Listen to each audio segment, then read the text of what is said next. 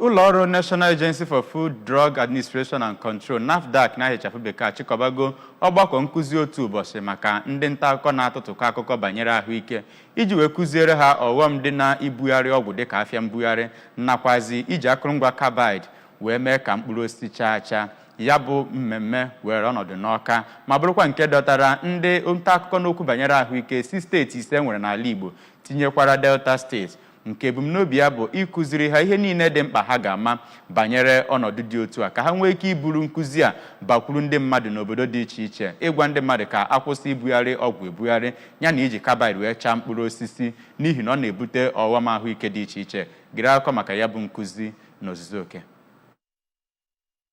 na-agbape ya bụ mmemme onye Director General nke National Agency for Food, Drug Administration and Control bụ Ọkammụta Moji Adeyeye,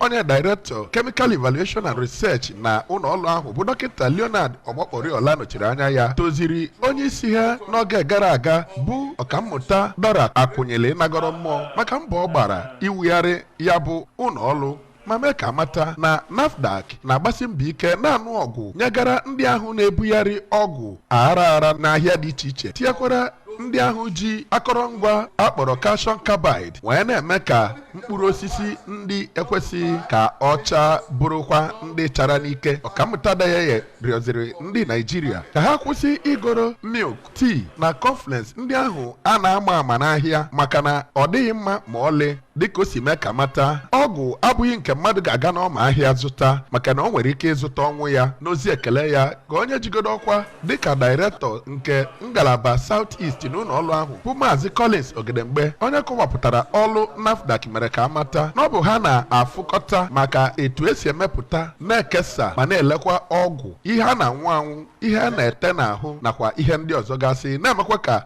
ihe ndị a bụrụ nke jupụtara gbanyụ. Onye Director n'afọ maka nkwupụta okwu na ya bụ ụlọọrụ bụ Dọkịta Abubakar Jimo kwuru na ha na ndị ụlọọrụ mgbasa ozi ga na-alụkọ ọrụ iji wee kọwara Naijiria ndị bi n'obodo a mkpa ọ dị ịhụ na anaghị ego ọgwụ aghara maọbụ na-anwụkwa ọgwụ aghara, ma kwue na ha enyego ọzụzụ nyegara ndị mgbasa ozi ọnụọgụ ha karịrị 800 maka ihe ọjọọ dị na ite ude nlacha n'ahụ n'afọ a. Na Mkpuru, onye kọmishọna na-ahụ maka ahụike na steeti a bụ Dọkịta Afamobidike, onye ọ bụ onye Director na-ahụ maka Pharmaceutical Services n'ụlọọrụ ahụ bụ Maazị Obummadike nọchiri anya ya, toziri NAFDAC maka ọrụ ọma ha na-alụ ma kwe nkwa na gọọmenti steeti a na NAFDAC ga na-alụkọ ọrụ iji hụ na a kwụsịrị ma memina kpamkpam ibugharị ọgwụ n'ọma ahịa nakwa iji Carbide wee mee ka mkpụrụ osisi achaghị achacha. E nyekwara nkụzi na ọzụzụ dị iche iche na oge emere ya bụ mmemme. Onye ji ọkwa dịka onye National President Association of Health Correspondents nke Nigeria